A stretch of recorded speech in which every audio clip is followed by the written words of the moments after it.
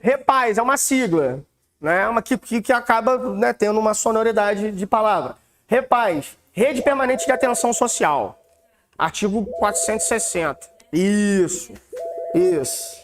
Que nós vamos então concluir agora, tá? Vamos então pular para a parte, né, de educação, que eu acho que tem uma grande parcela, né, de candidatos querendo essa área, né, do serviço público. E aí, volto, né, ao que eu já falei agora há pouco, que é o cuidado em estudar as legislações específicas, tá, que concernem esse aspecto educacional.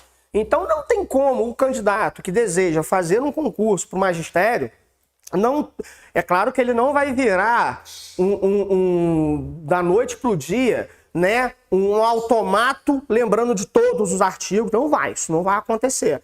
Mas não tem como estudar para o magistério ignorando o Estatuto da Criança e do Adolescente e também a Lei de Diretrizes e Bases. Vocês vão perceber que nas listas que nós fizermos, hoje não fiz, mas amanhã já trago uma, e na quarta-feira também, né, que as listas, elas não serão de legislação orgânica, legislação municipal, perdão, que é a lei orgânica, né, mas vai ser da LDB, né?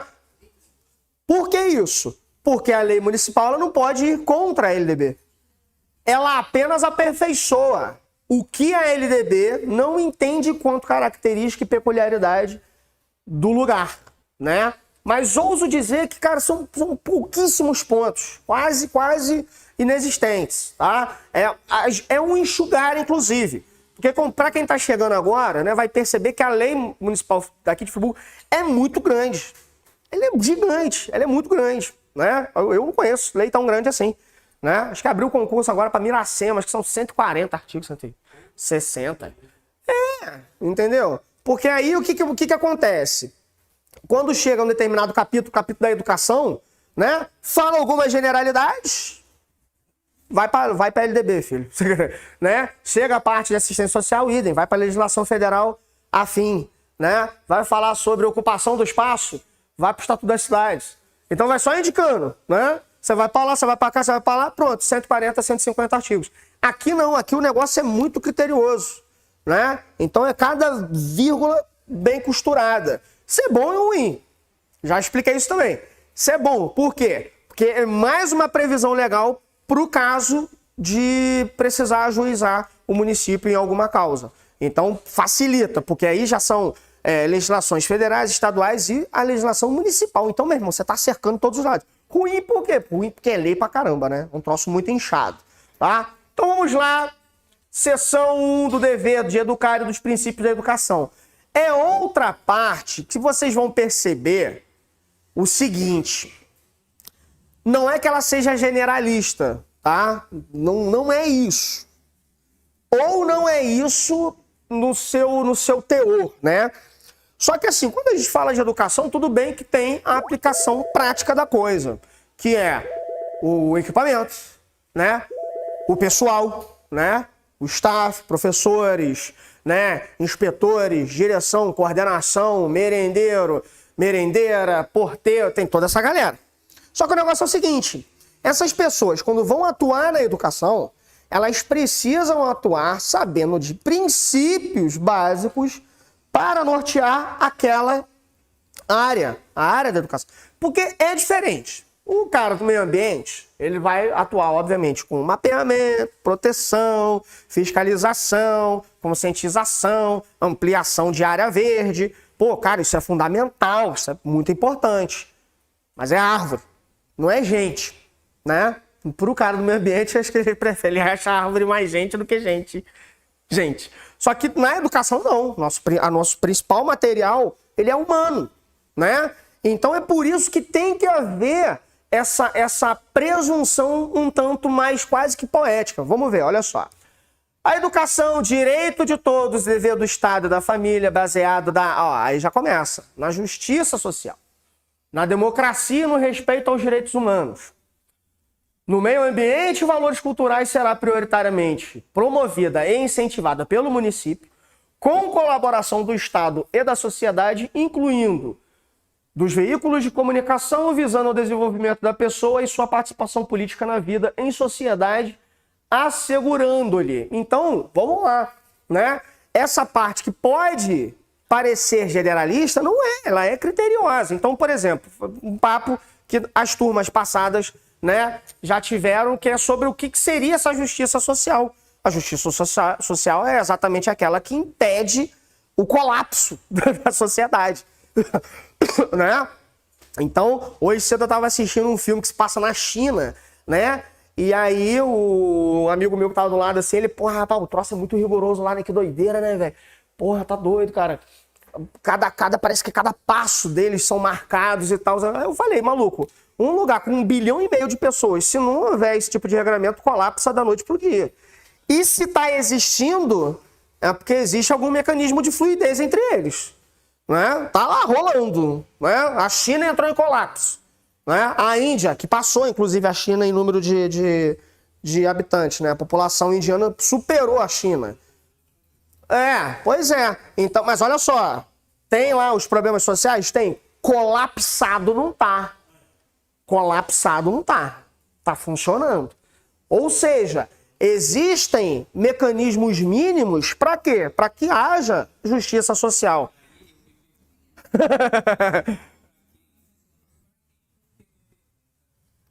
Porque, por exemplo, eu vi uma entrevista recentemente no podcast de um coreano falando que lá ele era controlado em todos os sentidos, e que é horrível.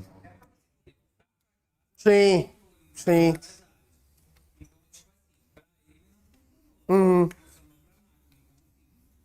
Não, é claro, mas olha só. Não, eu te entendo, Leandro. Não, te entendo.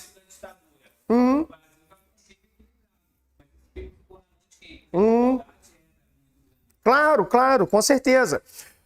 O que a gente tira daqui do texto, né, do texto legal, é o seguinte: é exatamente uma iniciativa para que se evite o aprofundamento de determinados números. Então, o exemplo que eu dei, que não foi falar bem, inclusive, que fique bem claro, que não foi defender, foi fazer o Brasil também. O Brasil está colapsado?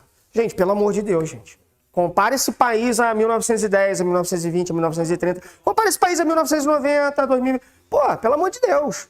Claro que a gente tem que reclamar, tem que encher o saco. Tem que pesquisar. Claro, óbvio, com certeza.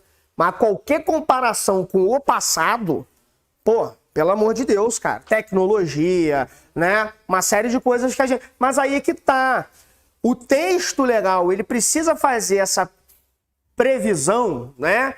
Para exatamente dar a noção do que vem a ser a justiça social, que não é necessariamente uma justiça econômica. Nenhuma lei no Brasil proíbe a existência de bilionário. Não tem proibido ser bilionário. Que seja. Que haja um ambiente para o bilionário exercer a sua bilionaridade, eu inventei uma palavra agora, vou patentear, mas que não haja ninguém tão miserável, né? A ponto, inclusive, de ser uma ameaça ao bilionário. Né? Porque todo miserável é um potencial perigo para um bilionário. Não, porque a lei ela para os dois. O filho do bilionário tem que estar aqui e o filho do operário também. Entendeu?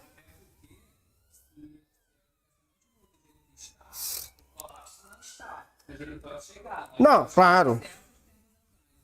Não é. Sim, pô.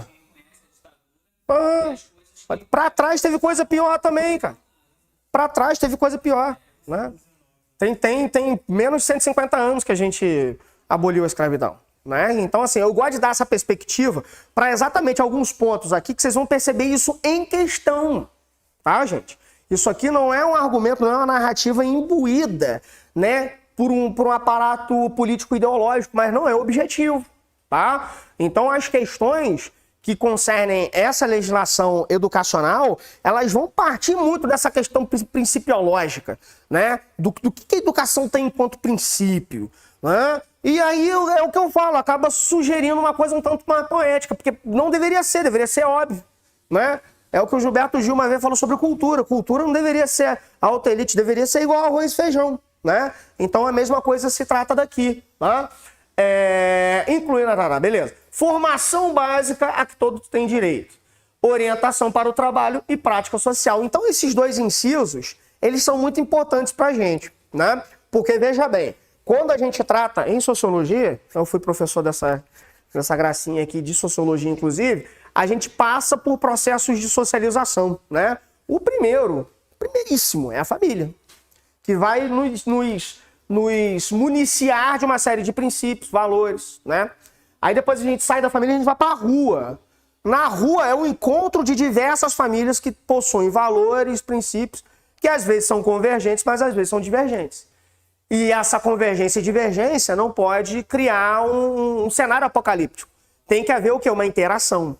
Então ela passa por um processo de socialização, onde algumas regras que em casa não existem, na rua vai existir. E vice-versa, né? Até chegar no campo do trabalho, né? Até chegar no campo da produção material da vida. Graças a Deus está todo mundo vestido.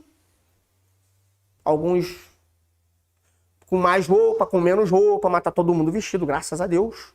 Né? Que bom. Né? Alimentados em alguma medida, tenho certeza disso. Né? Alguém produziu a comida, alguém produziu a roupa. Né? Vocês não materializaram isso através de magia, né? Ou a magia chamada trabalho.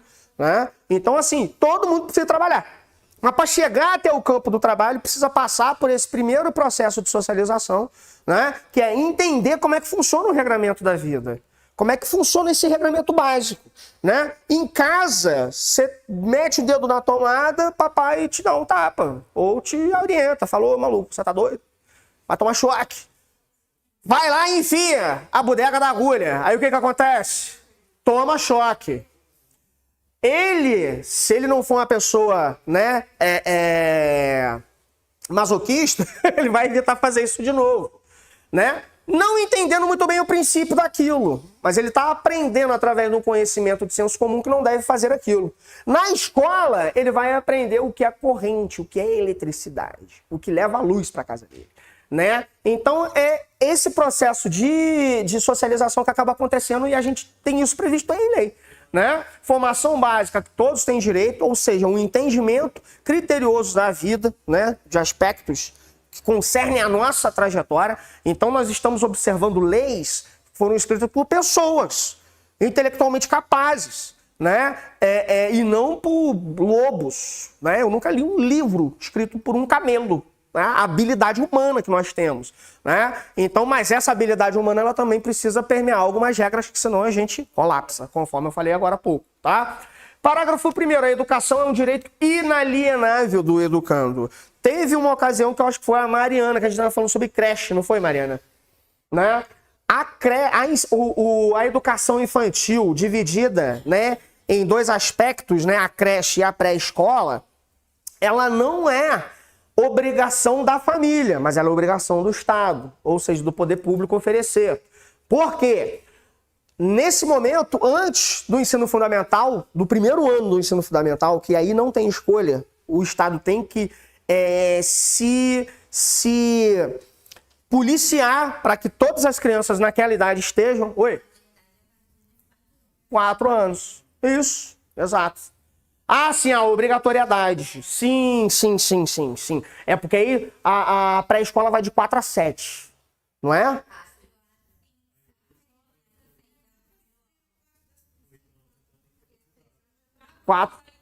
Quatro anos. Então, mas não é de 4 a 7, não?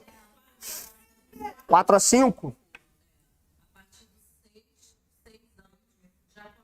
Pô, eu tinha visto outra parada. Bem isso.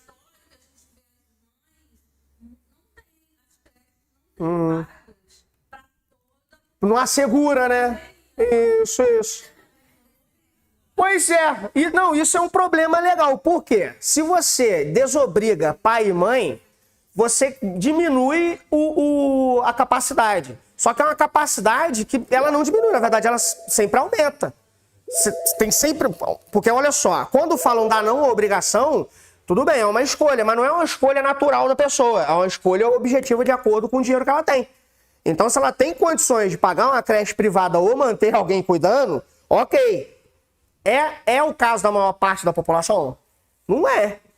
Não é, óbvio que não é, né? Mas eu tinha visto uma outra situação, até a educação a pré-escolar, até o primeiro ano, até 6, 7 anos. Então, sim. Ou então, ou é 4 e 6. Isso, superdotação, aham. Sim. É o período de adaptabilidade que havia. Sim, sim, sim, sim, sim. Não é. Aí essa falta de obrigação da família. Mas aí é problemático, né, rapaz? É uma maluquice, né, velho? É uma engenharia. Hum, claro, óbvio. Sim, sim. Hum. Não, aí que tá, ele é obrigado. É essa informação que é problemática, tá, gente? Ele é obrigado sim, o município tem que ofertar. Só que pelo fato da família não ser obrigada a colocar, é que entra nessa dissonância, entendeu? É um paradoxo, é um paradoxo. Porque, vamos lá, oi? Sim, aí tem gente que toma essa medida, é longe...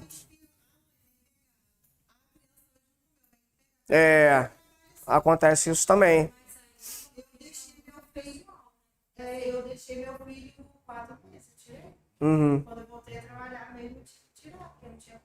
Sim. É pontual, não tem a ver com a lei, né? É uma coisa que você pode cobrar. O que poderia ser pensado, longe de mim querer nessa sala resolver os problemas dos mais de 5 mil municípios do Brasil, é de fato tentar harmonizar tanto a obrigação do poder público a oferecer, quanto a criar um mecanismo para que quem não tenha disponibilidade financeira tenha esse acesso. Porque é essa a justificativa para que não tenha vaga para todo mundo. A não obrigação. Se não é obrigatório, então a gente atende um grupo, pronto. Ó, estamos fazendo o nosso dever. Não tá. Matar. Mas não tá. É um problema.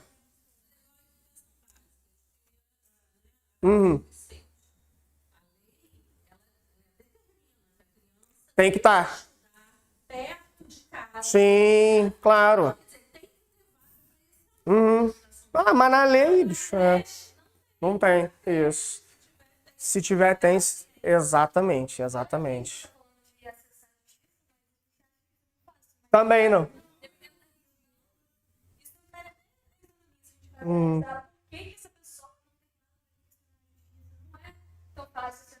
Não, não vai, não vai. Ela vai chorar na cama, que é lugar quente, vai largar emprego, vai reduzir o seu ganho. Sim, o ideal era...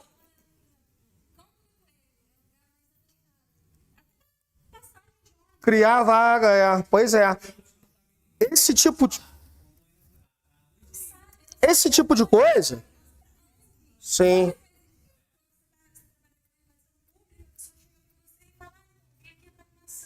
Não manja, não é por aí. Então, tipo assim, já perdeu ali um tempo, já gastou dinheiro na passagem, já não pode estar. Então, assim, isso é muito fora da curiosidade, né? Claro. Sim, verdade. Esse conceito básico de entender os nossos direitos e deveres. Não, e aí o que acontece? Acaba rolando aquela famosa relação prostituída entre o público e o privado. Porque aí, em creche particular, né?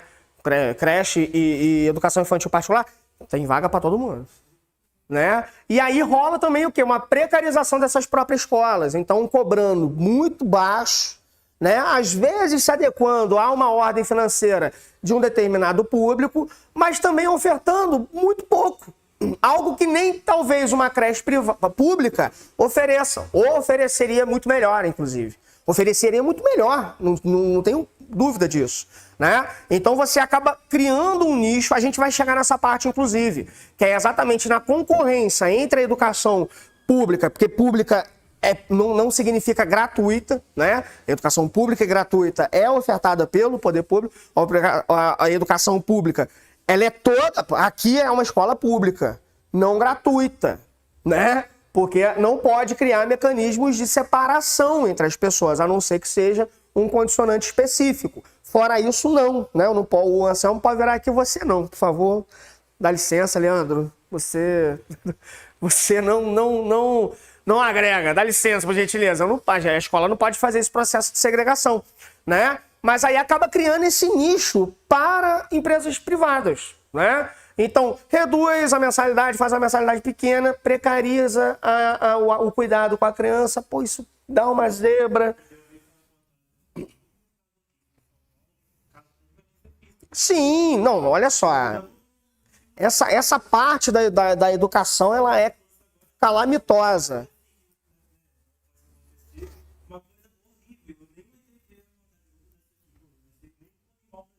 Sim, exato. Aham, pois é. Exato. Não, é problemático.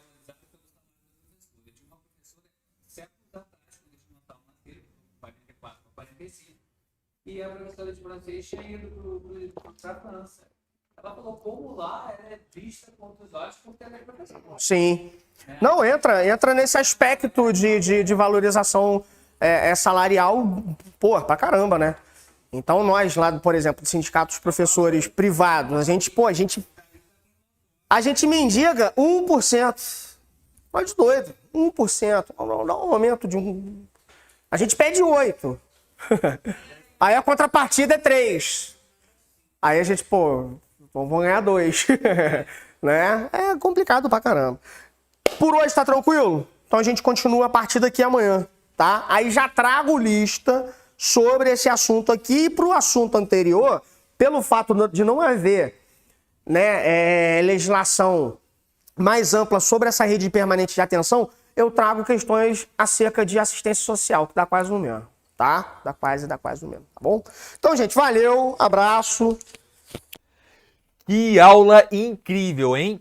É por isso que os nossos alunos são aprovados, muitos deles nas primeiras colocações, nas primeiras posições, por causa de professores que sabem resumir um conteúdo muito grande de forma simples e objetiva, como foi feito nessa aula. E hoje é sobre isso que eu quero falar com vocês. Como você conseguir um resultado muito grande sem ter que fazer tanto esforço assim.